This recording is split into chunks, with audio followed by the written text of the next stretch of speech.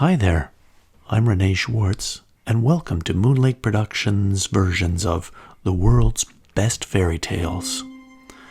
This series is for listeners both young and old, and features stories from the Grimm's Brothers, Hans Christian Andersen, Arabian Nights, and some of the best classic tales.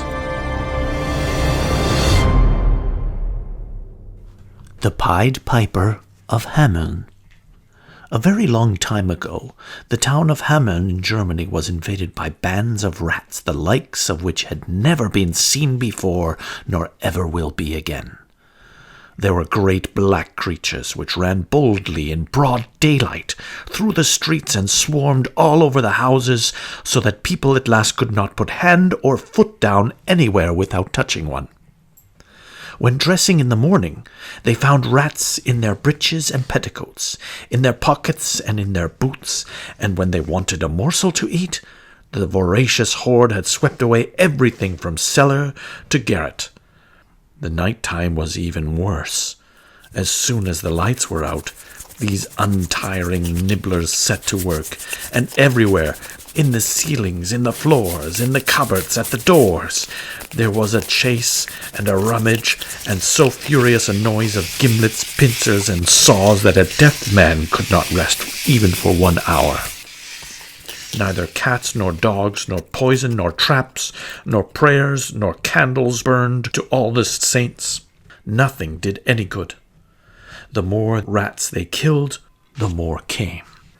But one Friday, there arrived in the town a man with a queer face, who played the bagpipes and sang this refrain: "Who lives shall see, this is he, the rat catcher."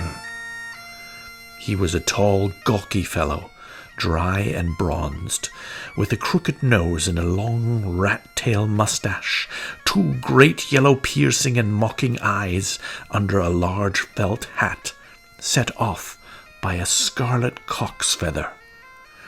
He was dressed in a green jacket with a leather belt and orange breeches, and on his feet were sandals fastened by thongs passed round his legs in the gypsy fashion.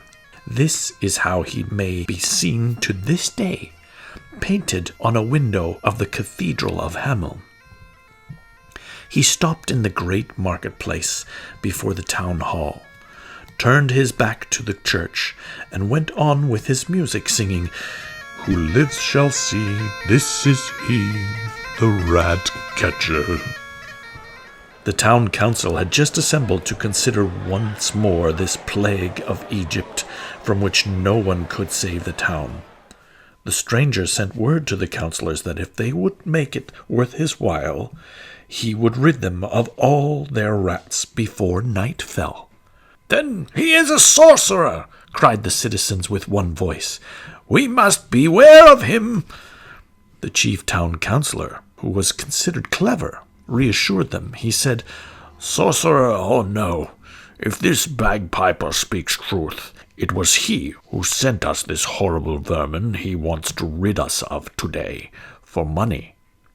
Well, we must learn to catch the devil in his own snares. You leave it to me." "Leave it to the town councillor," said the citizens one to another, and then the stranger was brought before them. "Before night," said he, "I shall have dispatched all the rats in Hamelin if you will but pay me a shilling a head." "A shilling a head!" cried the citizens. "But that will come to millions of taler." The town councillor simply shrugged his shoulders and said to the stranger, "A bargain.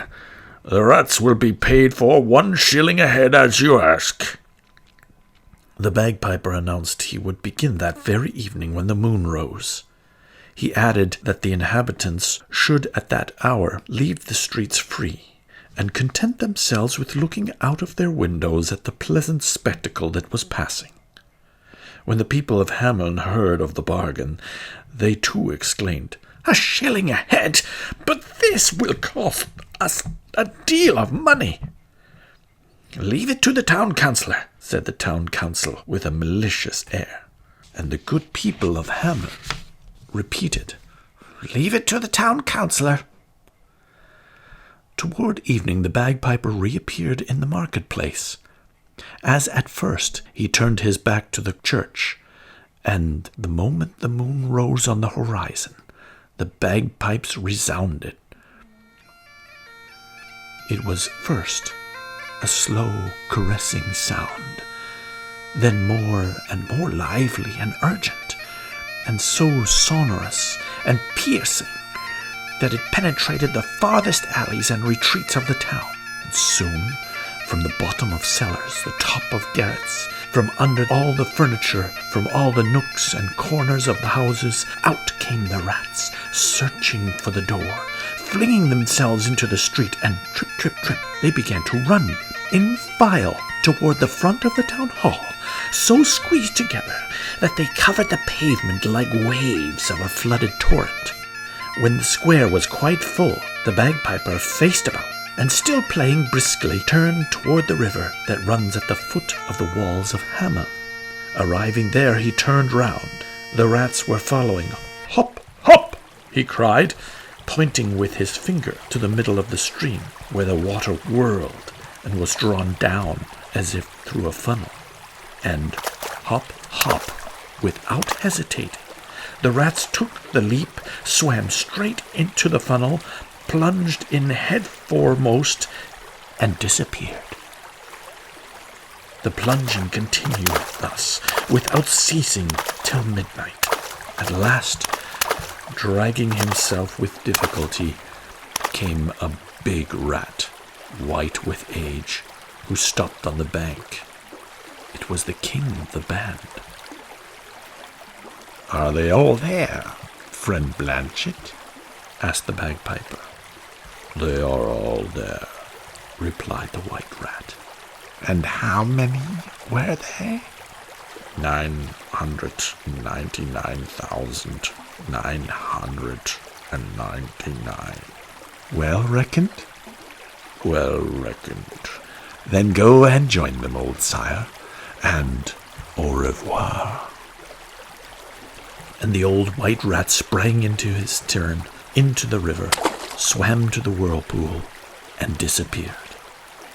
When the bagpiper had thus concluded his business, he went to bed at his inn, and for the first time in 3 months the people of Hamelin slept quietly through the night. The next morning at 9 o'clock, the bagpiper appeared at the town hall where the town council awaited him. "All of your rats took a jump into the river yesterday," said he to the councillors, "and I guarantee that not one of them comes back. They were 999,999, at a shilling a head, reckon." "Let us reckon the heads first. 1 shilling a head is 1 head the shilling." "Where are the heads?" The piper did not expect this treacherous stroke. He paled with anger. His eyes flashed fire. "The heads!" cried he. "If you care about them, go find them in the river."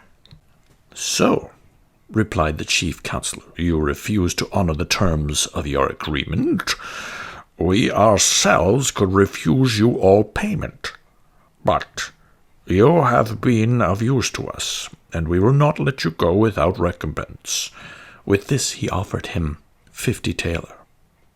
"Keep your recompense for yourself," replied the piper proudly. "If you do not pay me, I will be paid by your heirs." Thereupon he pulled his hat down over his eyes, went hastily out of the hall, and left the town without speaking to a soul. When the people of Hamelin heard how the affair had ended, they rubbed their hands, and with no more scruple than their own town councillors, laughed about the bagpiper, who, they said, had been caught in his own trap. But what made them laugh above all was his threat of getting himself paid by their heirs. Ha! They wished they could only have such creditors for the rest of their lives. Next day, which was a Sunday, they went gaily to church, thinking that afterwards they would at last be able to eat some good thing that the rats had not tasted before them. They never suspected the terrible surprise that awaited them on their return home. No children anywhere. They had all disappeared.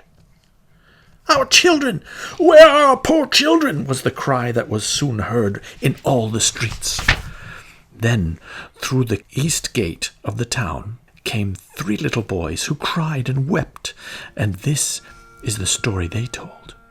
While the parents were at church, a wonderful music had sounded in the streets, and soon all the little boys and all the little girls who had been left at home, attracted by the magic sounds, had gone out to the great marketplace.